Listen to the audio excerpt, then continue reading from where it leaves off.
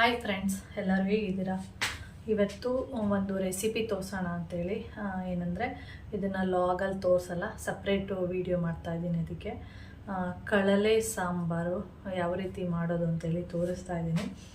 ಇದು ನಾವೇನು ಅಂದರೆ ಕಲ್ತಿರುವಂಥದ್ದು. ನಾನು ಅಕ್ಕ ಬಂದು ಕನಕಪುರ ಸೈಡ್ನವ್ರು, ಅಲ್ಲಿಗೆ ಮದುವೆ ಆಗಿರೋದು ಕನಕಪುರಕ್ಕೆ.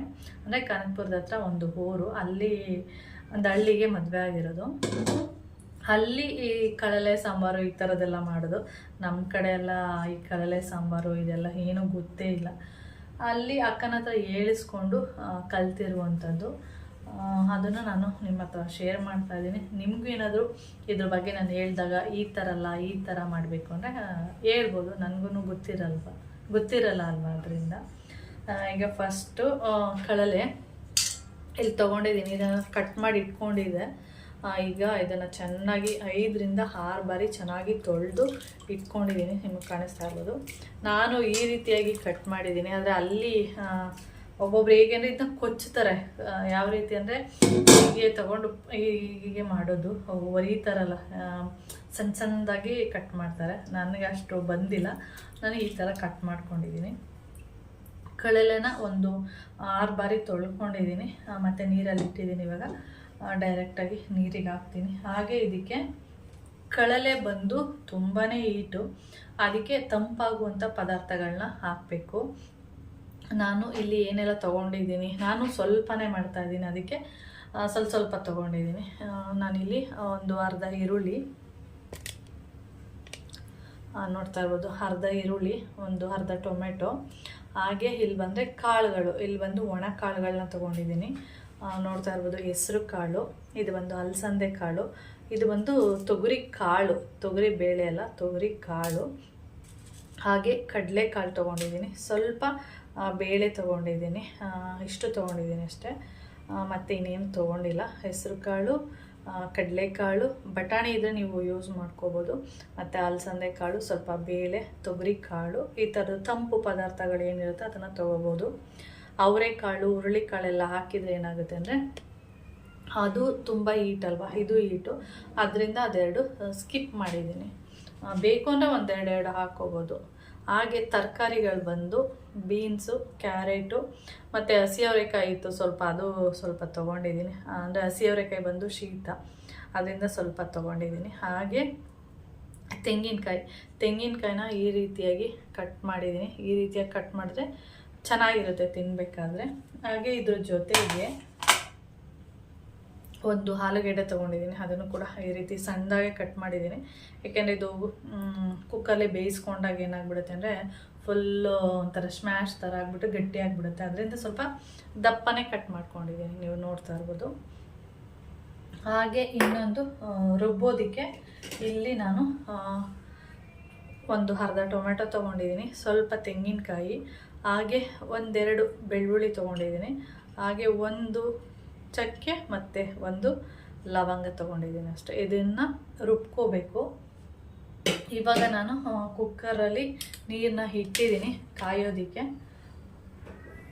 ಬಿಸಿ ಆಗಲಿ. ಬಿಸಿ ಆದಮೇಲೆ ಇವಾಗ ನಾನು ಏನೆಲ್ಲ ತರಕಾರಿ ಮತ್ತು ಕಾಳು ಮತ್ತು ಕಳಲೆ ಅದೆಲ್ಲ ತೋರಿಸಿದೆ, ಅದನ್ನೆಲ್ಲ ಕುಕ್ಕರಲ್ಲಿ ಹಾಕ್ಬಿಟ್ಟು, ಮತ್ತು ನೀವು ಸೊಪ್ಪುಗಳಿರುತ್ತೆ ನೋಡಿ, ಏನದು ದಂಟಿನ ಸೊಪ್ಪು, ಅರವೆ ಸೊಪ್ಪು, ಈ ಥರದ್ದು ಸೊಪ್ಪುಗಳನ್ನೂ ಕೂಡ ಹಾಕೋಬೋದು. ನಾನು ಸ್ವಲ್ಪನೇ, ಎಲ್ಲನೂ ಇಷ್ಟಿಷ್ಟೇ ತೊಗೊಂಡಿದ್ದೀನಿ. ಆದರೂ ಇಷ್ಟು ಆಗಿಬಿಟ್ಟಿದೆ. ಇದು ಎಲ್ಲ ಹಾಕಿದಾಗ ಇದು ಹಾಕೋದು ಮತ್ತು ಅದು ರುಬ್ಬಿ ಎಲ್ಲ ಹಾಕಿದಾಗ ಸ್ವಲ್ಪ ಜಾಸ್ತಿನೇ ಆಗಿಬಿಡುತ್ತೆ. ಆದ್ದರಿಂದ ನನಗೆ ಕಳಲೆ ಜಾಸ್ತಿ ಸಿಗ್ತಾ ಇರಬೇಕು ತಿನ್ನೋದಕ್ಕೆ. ಅಂದರೆ ಕಳಲೆ ಎಷ್ಟು 50% ಅಂದ್ಕೊಳ್ಳಿ, ಅಷ್ಟೇ ಪರ್ಸೆಂಟು, ಅಂದರೆ ಅಷ್ಟೇ ಕಾಳು ತರಕಾರಿ ಎಲ್ಲ ಸೇರಿಸಿ ಅಷ್ಟೇ ಆಗಬೇಕು. ಆ ತರಕಾರಿ ಮತ್ತು ಕಾಳೆಲ್ಲ ಜಾಸ್ತಿ ಆಗಿ ಕಳಲೆ ಕಡಿಮೆ ಆದರೆ ಅಷ್ಟೊಂದೇನು ನನಗಿಷ್ಟ ಆಗಲ್ಲ. ನನಗೆ ಕಳಲೆ ಜಾಸ್ತಿ ಇರಬೇಕು, ಕಾಳುಗಳೆಲ್ಲ ಸ್ವಲ್ಪ ಕಡಿಮೆ ಇರಬೇಕು ಅಂತ ಆಸೆ. ಆದ್ದರಿಂದ ಇವಾಗ ನೀರನ್ನ ಇಟ್ಟಿದ್ದೀನಿ ಬಿಸಿಯಾಗೋದಕ್ಕೆ. ಇವಾಗ ಒಂದೊಂದೇ ಹಾಕ್ಕೊಳ್ತೀನಿ. ಇದನ್ನು ಸ್ವಲ್ಪ ಹುಡಿ ಥರ, ಅಂದರೆ ಪುಡಿ ಥರ ಆಗೋಗಿದೆ. ಇದನ್ನು ನಾನು ಬಸ್ಬಿಟ್ಟು ಅಲ್ಲಿ ಹಾಕ್ತೀನಿ. ಓಕೆ, ಇವಾಗ ನೀರನ್ನೆಲ್ಲ ಬಸ್ಬಿಟ್ಟಿದ್ದೀನಿ. ನೋಡ್ತಾ ಇರ್ಬೋದು, ಇಷ್ಟು ಕಳಲೆ ಆಗಿದೆ, ಕಾಣಿಸ್ತಾ ಇದೆಯಾ? ನೀರಿನ್ನ ಸೋರ್ತಾ ಇದೆ. ಇದು ಕುಡಿಯೋ ನೀರು ಹಾಕಿ ತೊಳೆದಿರೋದು. ಇವಾಗ ಇದನ್ನು ಇದರಲ್ಲಿ ಹಾಕ್ಬಿಡ್ತೇನೆ.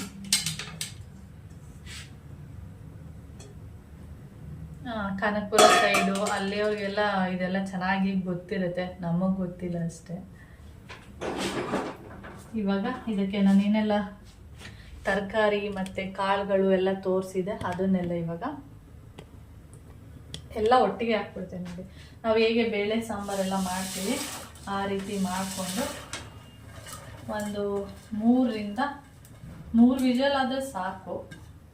ನಿಮಗೆ ಗೊತ್ತಾಗುತ್ತೆ ಮಾಡಿರೋರಿಗೆ ಎಷ್ಟು ವಿಷಲ್ ಹಾಕಿದರೆ ಸಾಕಾಗುತ್ತೆ ಅಂತ. ನಾನಿಲ್ಲಿ 2ರಿಂದ 3 ವಿಷಲ್ ಹಾಕಿಸ್ಕೊಳ್ತೀನಿ ಅಷ್ಟೇ. ನಾನು ಇಲ್ಲಿ ಆಲೂಗೆಡ್ಡೆನ ಮಿಸ್ ಮಾಡಿಬಿಟ್ಟಿದ್ದೆ ನೋಡಿ, ಆ ಕಡೆ ಇಟ್ಬಿಟ್ಟಿದ್ದೆ. ಅದರಿಂದ ಬೆಳಿಗ್ಗೆನೇ ಇದನ್ನೆಲ್ಲ ಕಟ್ ಮಾಡಿ ಇಟ್ಕೊಂಡಿದ್ದೆ. ನಾನು ಕಳಲೆ ಸಾರು ಅಂತ ಯಾವ ಥರ ಹೇಳ್ತೀವಿ ಹಾಗೆ ಒಬ್ಬೊಬ್ಬರು ಇದನ್ನು ಹಾಲು ಸಾಂಬಾರು ಅಂತ ಕೂಡ ಕರೀತಾರೆ. ನಾವೆಲ್ಲ ಕಳಲೆ ಸಾಂಬಾರು ಅಂತಲೇ ಅಂದರೆ ಮಾತ್ರ ನಮಗೆ ಗೊತ್ತಾಗೋದು. ಕಾಯಿ ಸಾರು ಆ ಥರ ಎಲ್ಲ ಅಂದರೆ ಅಷ್ಟು ಅರ್ಥ ಆಗಲ್ಲ. ಒಬ್ಬೊಬ್ಬರು ಕಾಯಿ ಸಾಂಬಾರು ಅಂತಲೇ ಹೇಳೋದು.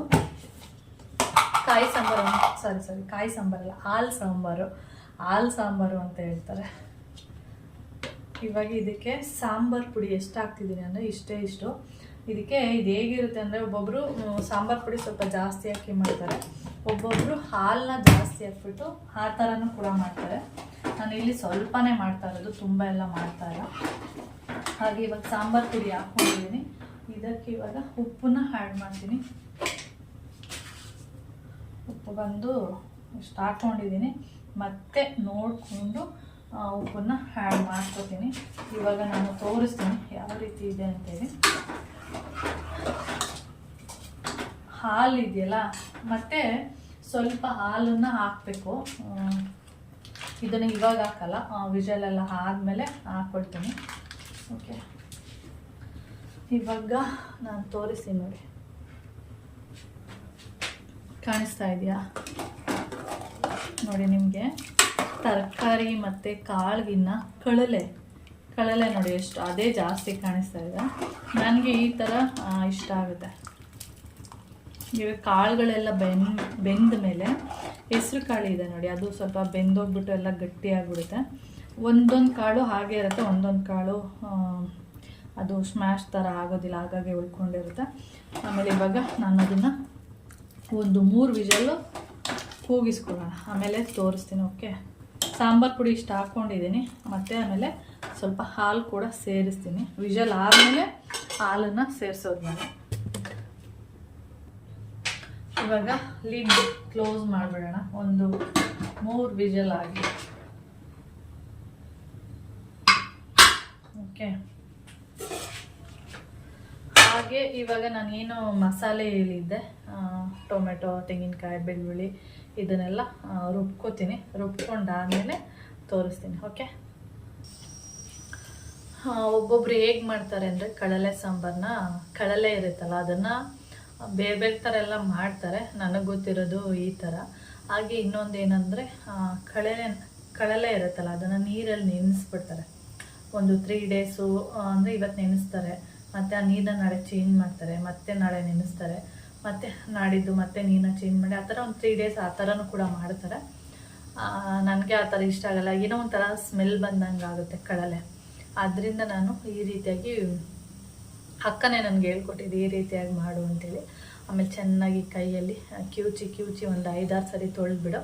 ಅದರಲ್ಲಿರುವಂಥ ಒಂದು ಏನು ಒಂಥರ ಅದು ಏನಿರುತ್ತೆ ಅಂದರೆ ಒಂಥರ ಇದ್ರ ಥರ ಬರುತ್ತೆ, ಅದು ಮಕ್ರ ಥರ, ಅದು ಎಲ್ಲ ಹೋದರೆ ಚೆನ್ನಾಗಾಗುತ್ತೆ ಸಾಂಬಾರು ಅಂತ ಹೇಳಿದ್ರು.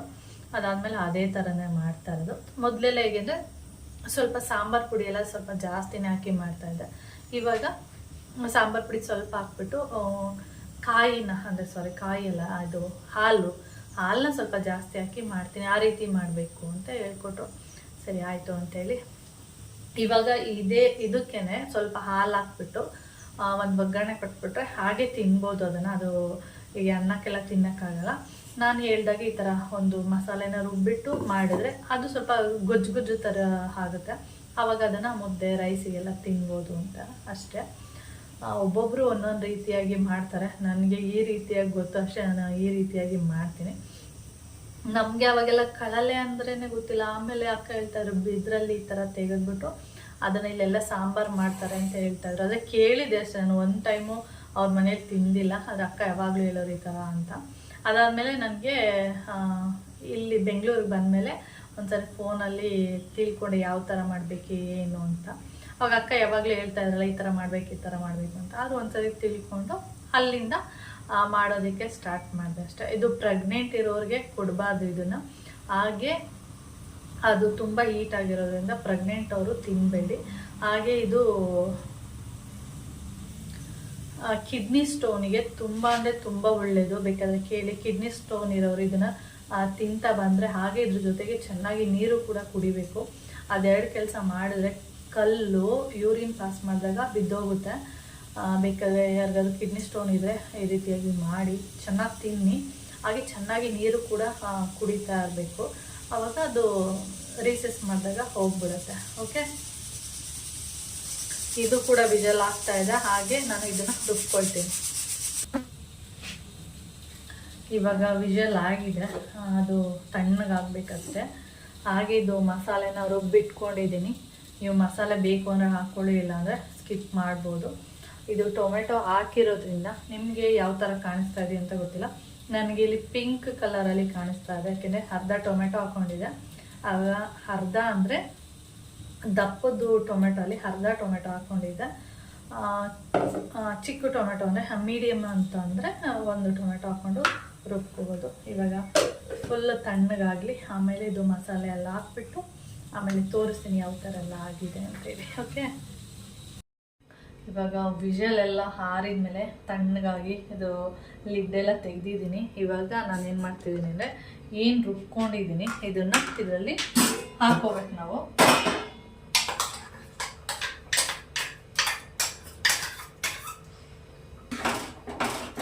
ಹಾಕ್ಬಿಟ್ಟು ನೀಟಾಗಿ ಮಿಕ್ಸ್ ಮಾಡ್ಕೊಳ್ಳಿ. ನಾನು ಇಲ್ಲೇನೆಲ್ಲ ಮಸಾಲೆ ಇದೆ ಅದಕ್ಕೆ ಸ್ವಲ್ಪ ನೀರನ್ನು ಆ್ಯಡ್ ಮಾಡಿಬಿಟ್ಟು ಹಾಕ್ಕೊಳ್ತೀನಿ. ನೋಡಿ, ತೊಳೆದಿದ್ನಲ್ಲ ನೀರನ್ನೆಲ್ಲ ಇದರಲ್ಲಿ ಹಾಕ್ಕೊಳ್ತಾ ಇದ್ದೀನಿ. ಇವಾಗ ಇದಕ್ಕೆ ಸ್ವಲ್ಪ ಹಾಲು, ನಿಮ್ಗೆ ಎಷ್ಟು ಬೇಕೋ ಅಷ್ಟು ಹಾಕ್ಕೋಬೋದು. ನಾನು ಸ್ವಲ್ಪನೇ ಹಾಕ್ಕೊಳ್ತೀನಿ.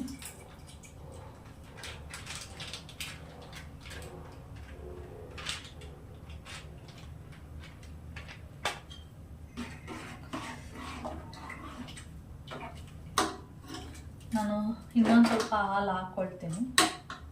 ನನಗೆ ಹಾಲು ಸಾಕಾಗ್ತಿದೆ ಅಂತ ಅನ್ನಿಸ್ತಲ್ಲ, ಅಂದರೆ ಕಡಿಮೆ ಆಯಿತು ಅನ್ನಿಸ್ತಾ ಇದೆ ಹಾಲು.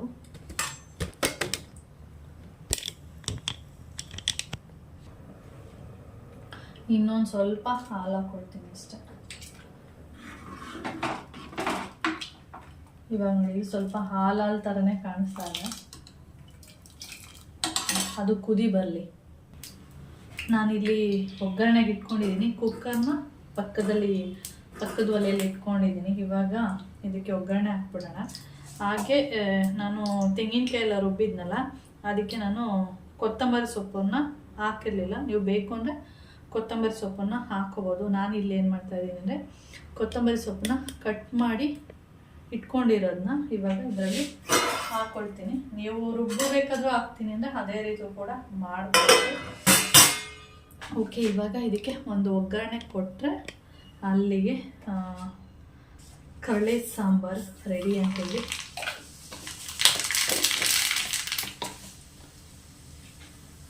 ಬೆಳ್ಳುಳ್ಳಿ, ಈರುಳ್ಳಿ ಮತ್ತು ಕರಿಬೇವು.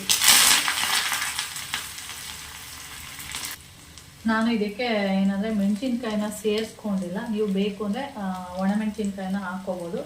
ನಾನು ಒಣಮೆಣಸಿನ್ಕಾಯಿನ ಸ್ಕಿಪ್ ಮಾಡಿದ್ದೀನಿ ಅಷ್ಟೇ. ಇವಾಗ ಇದಾಯಿತು. ಇದನ್ನು ತೆಗೆದು ಕುಕ್ಕರಲ್ಲಿ ಹಾಕಿದ್ರೆ ಅಲ್ಲಿಗೆ ಕಡಲೆ ಸಾಂಬಾರು ರೆಡಿ. ಇದು ಹಾಕಿದ ಮೇಲೆ ನೀವು ಒಂದ್ಸರಿ ಕುದಿಯಕ್ಕೆ ಬಿಡಿ ಚೆನ್ನಾಗಿ. ಯಾಕೆಂದರೆ ಕಾಯಿದು ಮಸಾಲೆ ಎಲ್ಲ ಬೇಯ್ತಾ ಇದೆಯಲ್ಲ, ಒಗ್ಗರಣೆ ಹಾಕಿದ್ಮೇಲೆ ಒಂದ್ಸರಿ ಕುದಿಯಕ್ಕೆ ಬಿಡೋಣ. ಓಕೆ,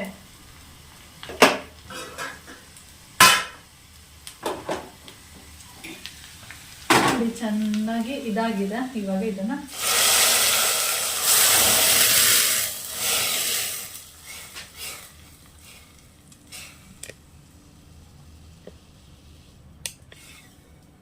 ಇಷ್ಟೇ ಫ್ರೆಂಡ್ಸ್, ಕಳಲೆ ಸಾಂಬಾರ್ ರೆಡಿ. ನೀವು ಇನ್ನೂ ಸ್ವಲ್ಪ ನೀರು ಕಡಿಮೆ ಬೇಕಾದರೆ ಯೂಸ್ ಮಾಡ್ಕೋಬೋದು. ಇದು ಸ್ವಲ್ಪ ತಣ್ಣಗಾದ್ಮೇಲೆ ಸ್ವಲ್ಪ ಗಟ್ಟಿ ಆಗುತ್ತೆ.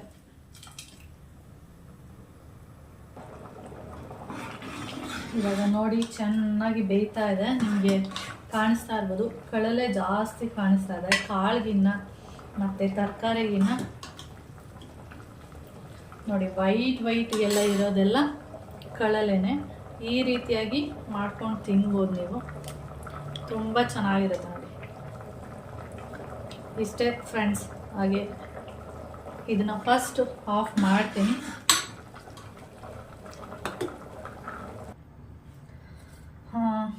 ಕಳಲೆ ಸಾಂಬಾರ್ ರೆಡಿ. ಇಷ್ಟೇ, ತುಂಬ ಚೆನ್ನಾಗಿರುತ್ತೆ. ಇದು ಅನ್ನಕ್ಕೆ ಬೇಕಾದ್ರೂ ತಿನ್ಬೋದು, ಮುದ್ದೆಗೆ ತಿನ್ಬೋದು. ಇದು ತಣ್ಣಗಾದ್ಮೇಲೆ ಗಟ್ಟಿ ಆಗುತ್ತೆ. ನೋಡಿ ಕಳಲೆ ಯಾವ ಥರ ವೈಟ್ಗೆ ಎಷ್ಟು ಕಾಣಿಸ್ತಾ ಇದೆ. ಇದೆಲ್ಲ ಕಾಳು, ಇದೆಲ್ಲ ಕಳಲೆ. ಸಖತ್ತಾಗಿರುತ್ತೆ. ಒಂದು ಬಾರಿ ಟ್ರೈ ಮಾಡಿ. ಓಕೆ, ನಿಮಗೆ ನೀವೆಲ್ಲ ಯಾವ ಥರ ಮಾಡ್ತಿರೋ ಗೊತ್ತಿಲ್ಲ, ನಾನು ಈ ರೀತಿಯಾಗಿ ಮಾಡ್ತೀನಿ. ನಿಮಗೇನಾದರೂ ಈ ವಿಡಿಯೋ ಇಷ್ಟ ಆದರೆ ಲೈಕ್, ಶೇರ್, ಕಮೆಂಟ್ ಮಾಡಿ. ಹಾಗೆ ಇರೋದು ಫಸ್ಟ್ ಟೈಮ್ ನೋಡ್ತಾ ಇದ್ದರೆ ಪ್ಲೀಸ್ ಸಬ್ಸ್ಕ್ರೈಬ್ ಮಾಡ್ಕೊಂಡು ನೋಡಿ. ಹಾಗೆ ನೀವೇನಾದರೂ ಡಿಫ್ರೆಂಟಾಗಿ ಏನಾದರೂ ಮಾಡೋದಿದ್ರೆ, ಅಕಸ್ಮಾತ್ ನಾನೇನಾದರೂ ಮಿಸ್ ಮಾಡಿದರೆ, ಇಲ್ಲ ಅಂದರೆ ನಾನೇನಾದರೂ ಈ ಥರ ಮಾಡ್ಬೋದಿತ್ತು, ಈ ಥರ ಮಾಡಿದರೆ ಇನ್ನೂ ಚೆನ್ನಾಗಿರ್ತಿತ್ತು ಅಂದರೆ ಕಮೆಂಟ್ಸ್ ಮಾಡ್ಬೋದು. ಓಕೆ, ನೆಕ್ಸ್ಟ್ ವಿಡಿಯೋದಲ್ಲಿ ಸಿಗೋಣ. ಓಕೆ, ಬಾಯ್.